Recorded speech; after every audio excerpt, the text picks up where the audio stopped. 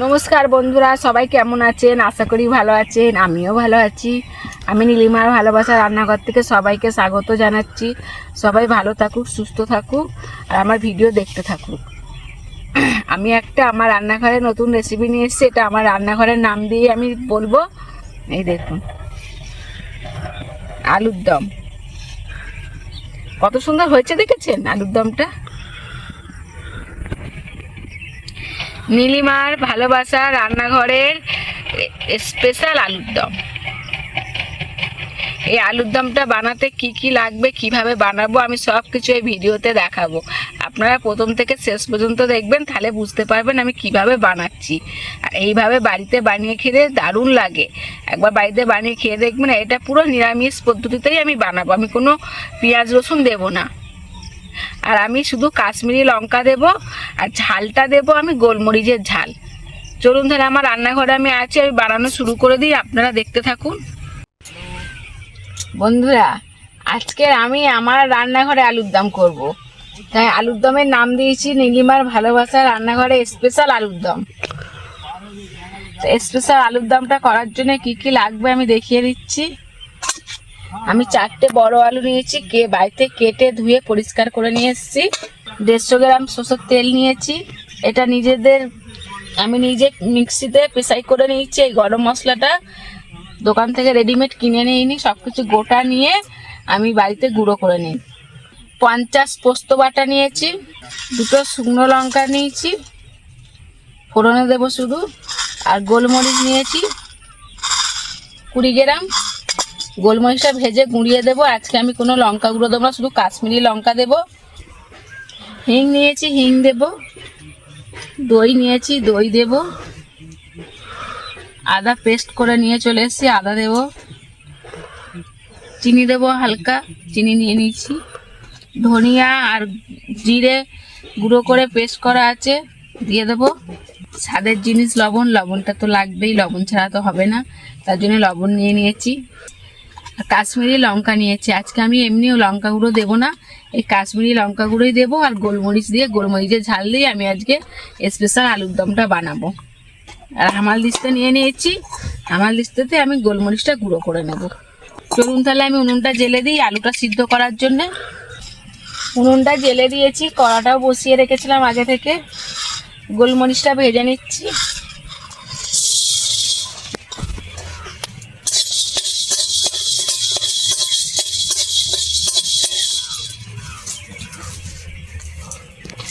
বন্ধুরা, ভাজা হয়ে গেছে গোলমরিচ, আমি ঢেলে নিচ্ছি হামাল দিস্তাতেই।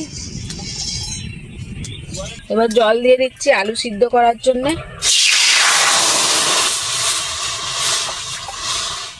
2 মগ জল দিলাম।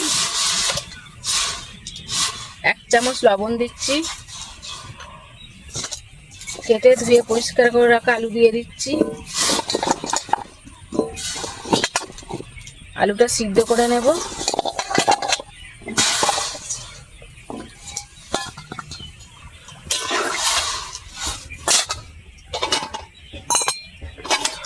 চাপা দিয়ে দিচ্ছি।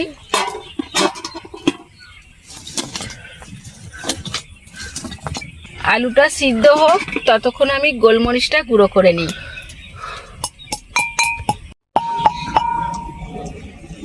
গোলমরিচ গুঁড়ো করা হয়ে গেছে, বাটিতে ঢেলে নিচ্ছি।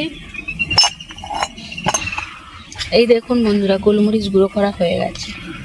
এবার আমি কিভাবে আলুর দমের মশলাটা করব সেটা আমি দেখিয়ে দিচ্ছি। 100 গ্রাম টক দই নিয়ে নিলাম। পোস্তটা নিয়ে নিচ্ছি।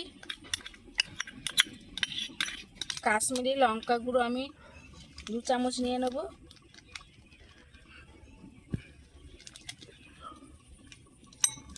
আর জিরে গুঁড়ো পেস্ট করা আছে 1 চামচ দিয়ে দিচ্ছি।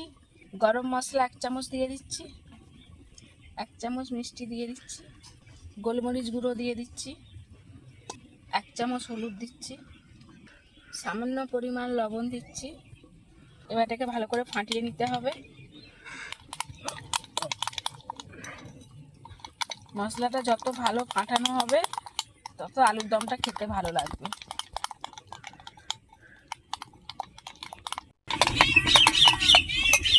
বন্ধুরা, এই দেখুন সব ঠিকঠাক ফাটিয়ে নিয়েছি। এবার আমি আদা দিয়ে দেবো, 1 চামচ আদা দিয়ে দেবো।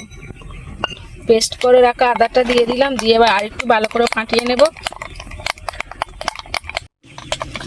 মশলা ফাটানো হয়ে গেছে, এবার আমি চাপা দিয়ে দেব।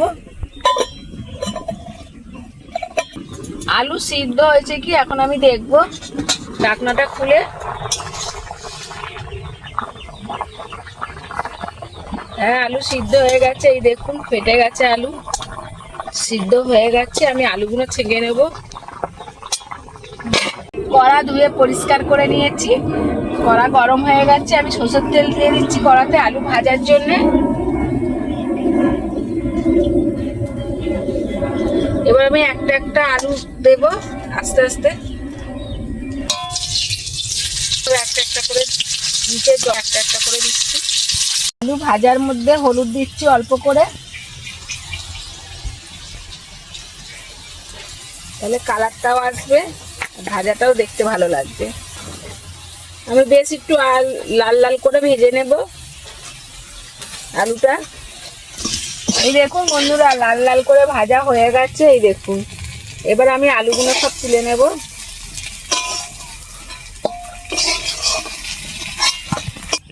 আলু ভেজে তুলে নিয়েছি, কড়াতে অল্প তেল আছে, আর আমি আর একটু তেল ছিল বাটিতে, দিয়ে দিচ্ছি।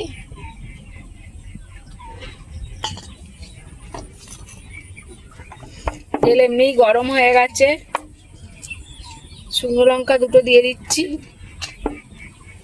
আর হিং নিয়েছিলাম 1 চামচ দিয়ে দিচ্ছি। মশলা সব একসাথে পেস্ট করে রেখেছি, ফাটিয়ে রেখেছি ভালো করে, দিয়ে দিচ্ছি তেলে। ভালো করে কষিয়ে নিতে হবে মশলাটাকে।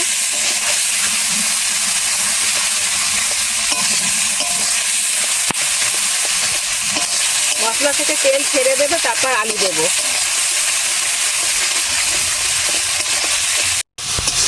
এই দেখুন বন্ধুরা, তেল ছেড়ে দিয়েছে মশলা থেকে, আর মশলার কালারটা দেখেছেন কত সুন্দর আসছেই দেখুন।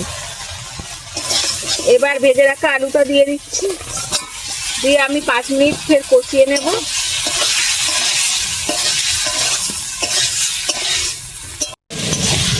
পাঁচ মিনিট হয়ে গেছে, আলু দিয়ে কষিয়ে নিচ্ছি, ফের মশলাটা তেল ছেড়ে দিয়েছে। এই দেখুন মশলাটা পুরো আলাদা হয়ে যাচ্ছে আলু থেকে, এত সুন্দর কষানো হয়েছে, তেলটা খুব সুন্দর ছাড়ছে। এবার যে বাটিতে মশলাটা ছিল বাটির গায়ে লেগেছিল, আমি জল দিয়ে ভালো করে ধুয়ে নিয়েছি। এই দেখুন ভালো করে বাটিটা ধুয়ে নিয়েছি, এই জলটা দিয়ে দেবো। ভালো করে একটু নেড়ে ছেড়ে দেবো, আর একটু জল দিতে হবে, বেশি জল দিলে হবে না, কারণ আলু সিদ্ধ করা। আর একটু লবণ দিয়ে দেব, লবণ দিয়ে দিচ্ছি হালকা, ভালো করে নেড়ে ছেড়ে দেবো। এবার ফুটলেই রেডি হয়ে যাবে। এই দেখুন নীলিমার ভালোবাসা রান্নাঘরের স্পেশাল আলুর দম। এই দেখুন কত সুন্দর হয়েছে, দেখুন একদম কাই কাই রয়েছে। এবার আমি নামিয়ে ফেলবো। আলুর দম রেডি হয়ে গেছে। এই দেখুন বন্ধুরা, কালারটা দেখেছেন কত সুন্দর কালার এসছে দেখুন, আর সেন্টও খুব সুন্দর ছাড়ছে। চলুন আমি এবার খেয়ে দেখাবো কেমন হয়েছে। এই দেখুন বন্ধুরা, আমি একখানা আলু আর গ্রেভি নিয়ে নিয়েছি, এবার খেয়ে দেখাবো কেমন হয়েছে।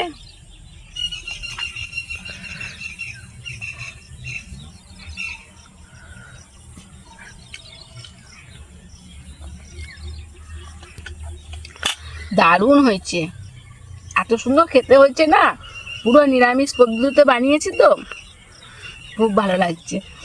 আপনারাও এইভাবে বাড়িতে বানিয়ে খেয়ে দেখবেন, দারুণ লাগবে। আর আমার চ্যানেলটাকে সাবস্ক্রাইব করুন, লাইক করুন, কমেন্ট করুন, আমি যেন আরও নতুন নতুন ভিডিও দেখাতে পারি। আর আপনারাও দেখবেন, বাড়িতে বানিয়ে খাবেন, খুব ভালো লাগবে। আর নতুন ভিডিও আনছি, ফের চলে আসুন আমার রান্নাঘরে ফের। টাটা, আপনারা ভালো থাকুন, সুস্থ থাকুন, আর আমার ভিডিও দেখতে থাকুন। টাটা।